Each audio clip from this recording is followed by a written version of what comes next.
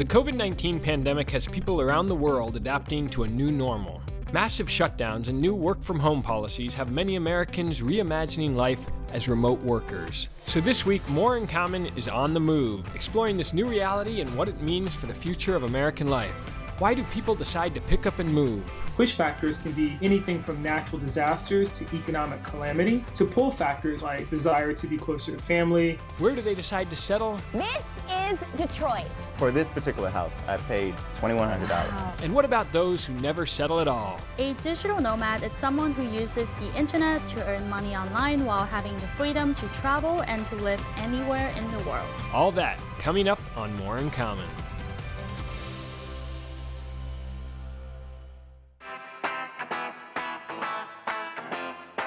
So we're here at Flatbush Moving Company, one of the oldest movers in America, because this summer has been extraordinary for this country, and these guys have been real busy with trucks going all over America.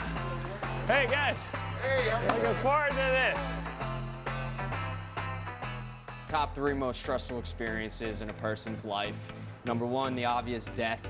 Number two, divorce, uncertainty. And number three, moving. So it's a super stressful experience. And then now couple that with COVID, with so much uncertainty, it was a bit crazy. I'm John Leantonio. I'm the president and owner of Flatbush Moving Van Company. My name is Joseph Leantonio. I'm the fourth generation family member of Flatbush Moving Van Company. Business been around since 1922. My great-grandfather started it. Dad's in charge now, and I'm the next generation. So you've seen 100 years of New York history through your family's moving company.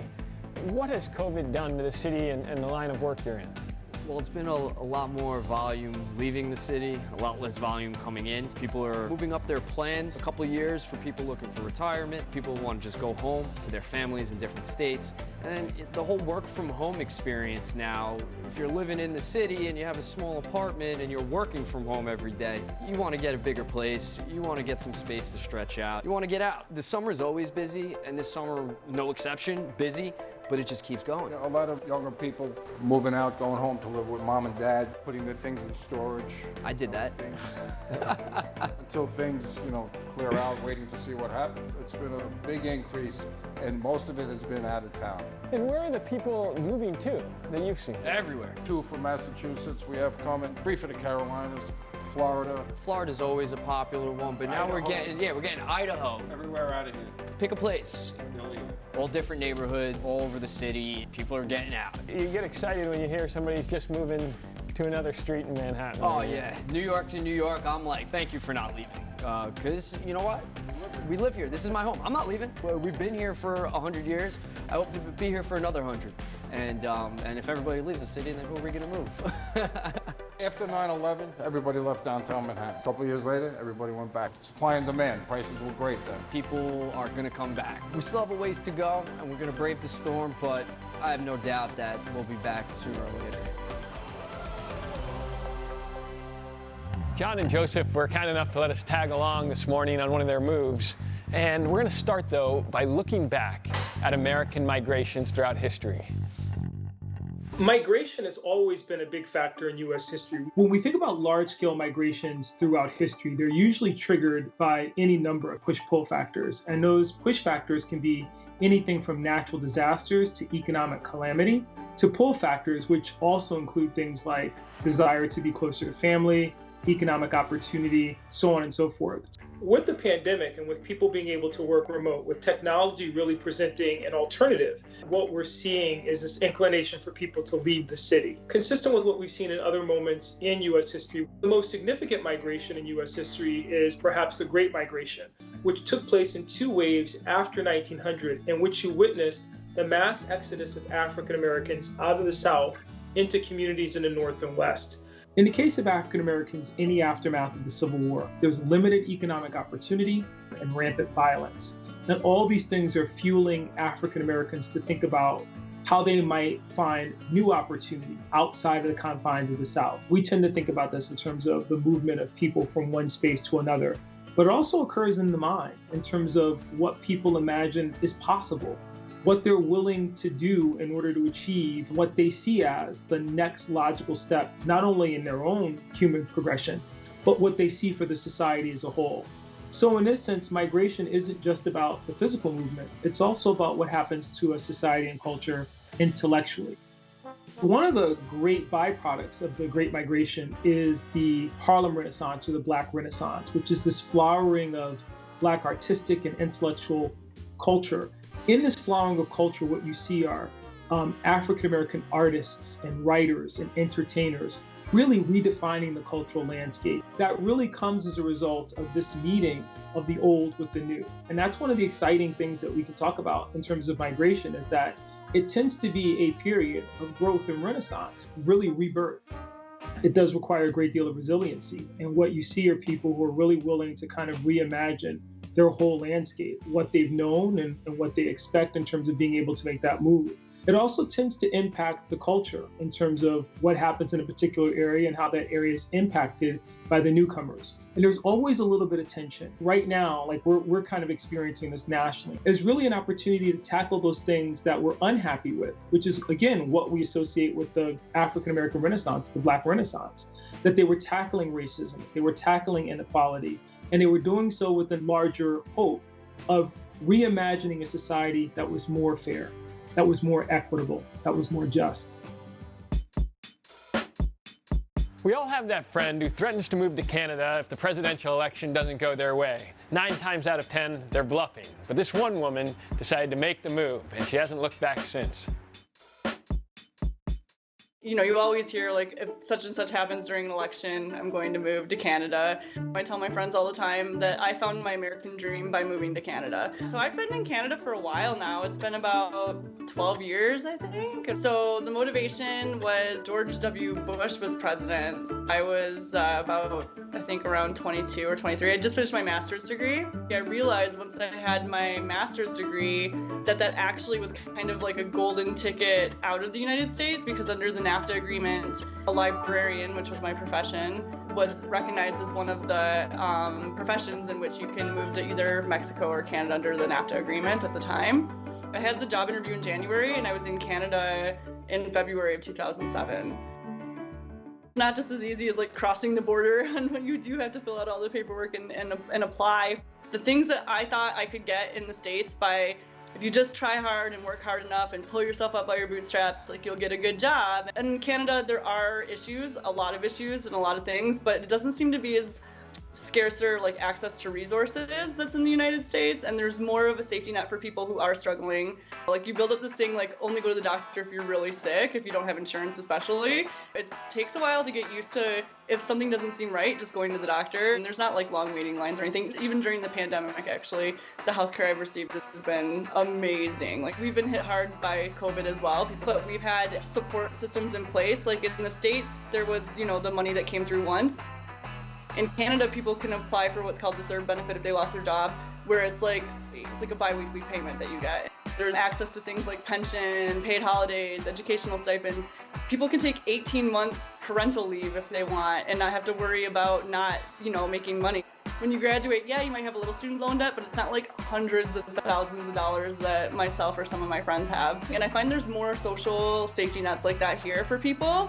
So it kind of takes the pressure off that I always felt when I lived in the States. We'll see what happens this election period. I have some people already reaching out to me saying, how do I do it? Like, how do I do it? And if someone's considering moving to Canada, I would advise them to check out all the resources online. They have like a great website. The government website kind of explains how to move here. There's various ways you can move here. There's different programs. And then I would say, just be prepared to do a lot of paperwork, but it's worth it. We've made it to our move site, and a lot more to come after the break. I'm going to be making more money in Tulsa than I made in the Bay Area, and my living expenses are going to be a lot less. And later, rental prices are much lower and are continuing to fall. It has swung in the last 6 months dramatically in favor of the tenant. This house is for sale for $1,000. He's a pillar in the community. I'm gonna go crazy. Let's go!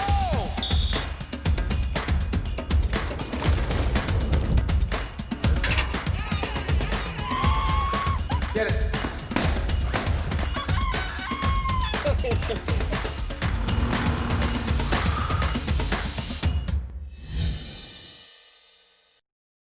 We're back live in a moving truck. People are heading out of the big cities on the coast, but where are they moving to? Tulsa, Oklahoma is offering some jaw-dropping incentives for young professionals willing to call it home.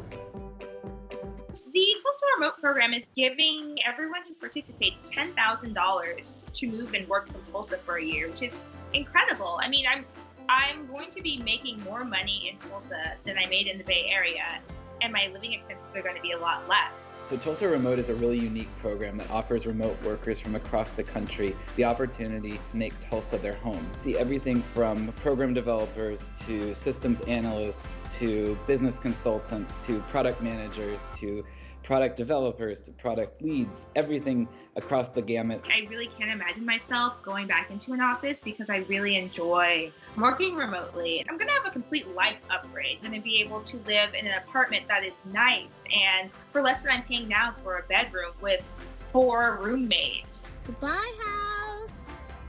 You ready? Yeah. Woohoo! Oh, nice. Jermaine, you ready? You ready to go to Oklahoma? Like, no. I was really surprised. I had no idea what to expect from Tulsa when I landed there. It more than amazed me. My new apartment is going to be right next to a river and next to a greenway. And, you know, there's a thriving restaurant scene and brewery scene and all of these things that attracted me to the Bay Area. And I'm going to have the same kind of amenities, all of those big city amenities in Tulsa. My deposit at my new apartment was $125. That's insane. I was thinking that it would be at least a couple $1,000s because in the Bay Area, it's the same situation. It's usually first month, last month, and then a security deposit. The opportunity presents itself. I could absolutely see myself buying a home in Tulsa. Like, I could actually do that today if I wanted to, which is something that I could never even imagine in the Bay Area. The Tulsa Remote Program is doing a lot to incentivize people to make the move to Tulsa. They are, number one, you're moving with a built-in community. So I've already communicated with other people in the program via Slack. And so when I go, I'm not going to be landing in a new city all alone, which is huge. And that's something that has kept me from moving for a really long time. I think I'm going to build a much better life for myself, have a much better quality of life. This will be my first time in my adult life having a place to myself. Looking forward to it. It's going to be awesome. For millennials able to work from home, moving to a less expensive city seems like a no-brainer. But why stop there? When you can work from anywhere, why not work everywhere? You know, it's kind of like the typical story where like a lot of people started their career in a 9-to-5 and then they eventually got bored.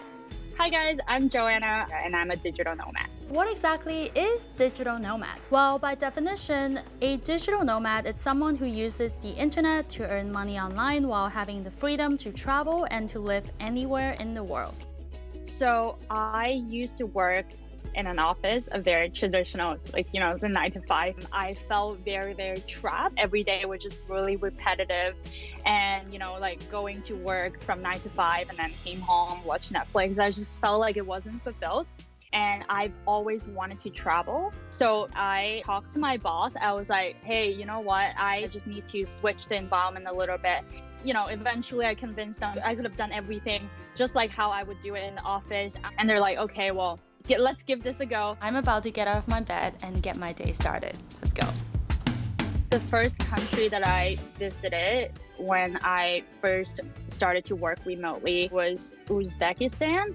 And then after that, I went to Zimbabwe and South Africa. And then I was traveling through Thailand and I was in Malaysia and I was in Cambodia. And then I decided to come to Bali.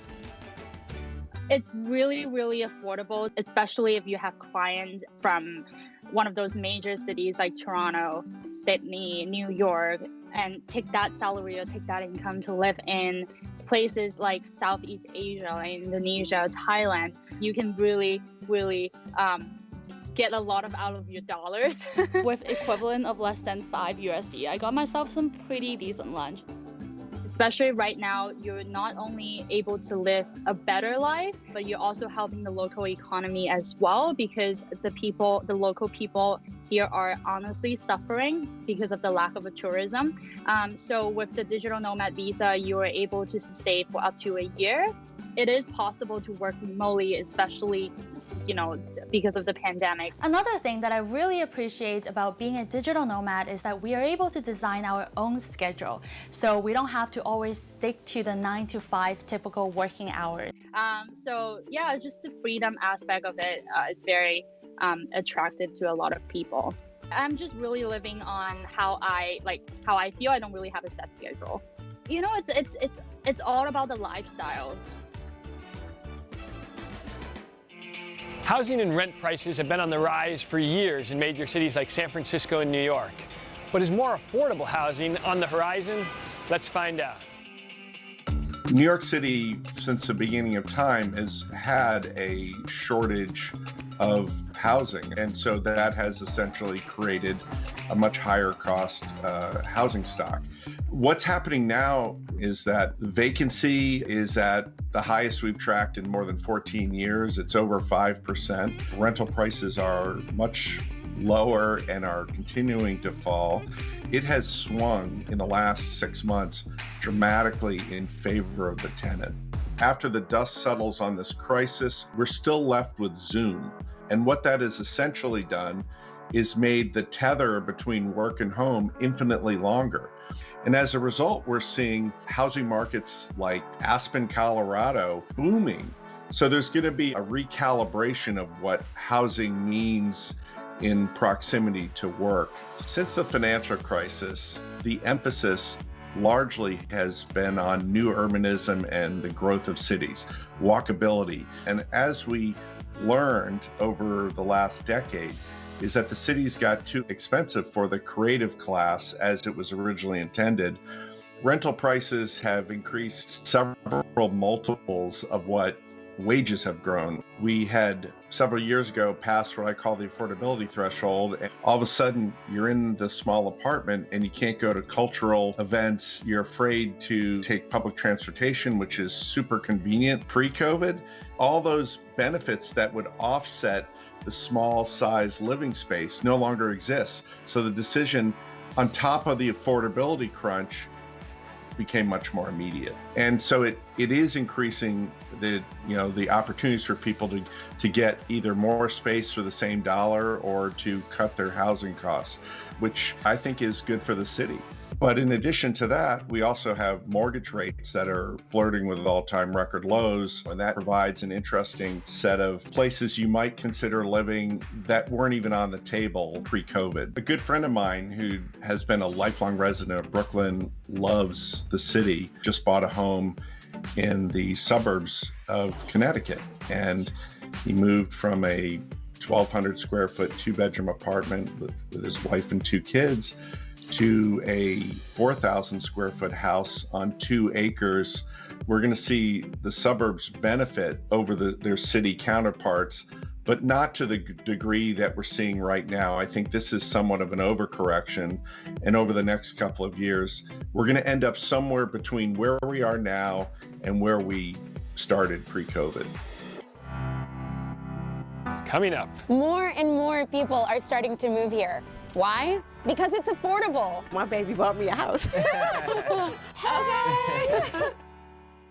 Here in Manhattan, the average price of a home is over $1 million. But head to Detroit, and you can find an entire house for just $1,000. This house is for sale for $1,000. That's less than this iPhone. This is Detroit. More and more people are starting to move here. Why? Because it's affordable. My baby bought me a house. Okay. For this particular house, I paid $2,100, and I bought the house next door for $1,200. That's less than my rent. I'm like laughing to keep from crying, but that is less than my rent. The house was vacant for about a decade. It needed a lot of work. There was a huge hole in the ceiling. So my dad fixed it. All the water that was coming from the roof was coming down in the kitchen right here. Detroit went through a phase where you had, a lot of flight. The crisis of 2008 hit the area hard, so a lot of homes became vacant. And this was a pretty middle-class area. So to see it on the rebound, that's good, you know? Absolutely. And to be a part of that rebound is a great thing. I feel that I'm giving back to the community by buying these houses and turning them around. And the fact that I was able to do it without taking a loan or borrowing a penny from anyone, you know, that's a great feeling. Entrepreneurs in Detroit work very hard to make their dreams come true. And when people around you work hard, it makes you want to work even harder. You guys are renovators, you're an interior designer, and you guys are not from Detroit, right? You are transplants? Where are you from? So I grew up in South Dakota. I'm originally from Texas. I got disowned by my family for coming out, and it was like one of those things where I just needed somewhere that loved me, I guess, and I found it in Detroit. When Keith was looking at real estate here, he was seeing that you can buy houses for $1,000, which is, you know, obviously vastly different than Denver. There's so many abandoned homes. Like, we don't need to go in and displace anybody. There's enough homes here. If you were gonna move here, pick one and make an adventure of it. Anybody can do this. You take something that was just nasty and abandoned and actually put a person that loves it back in there. That's like, that's why I do it. We came here with a business plan, but what we found kind of was like a life, and all the things that, you know, I had lost in Texas was kind of here. Detroit has an unofficial motto painted all around the city. Detroit hustles harder. And with the influx of people, new jobs and opportunities are coming as well.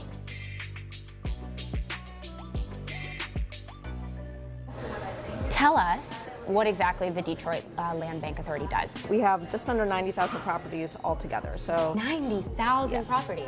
We have an online platform at buildingdetroit.org, and we auction properties every single day. $1,000 is your entry point to get into a house, and a lot of our structures actually close quite close to that price point. Your only requirement from the land bank's perspective is that you fix it up. As long as you're making regular progress towards that renovation, then we've met our goal. Detroit isn't perfect, but it's a city where pursuing your dreams is possible.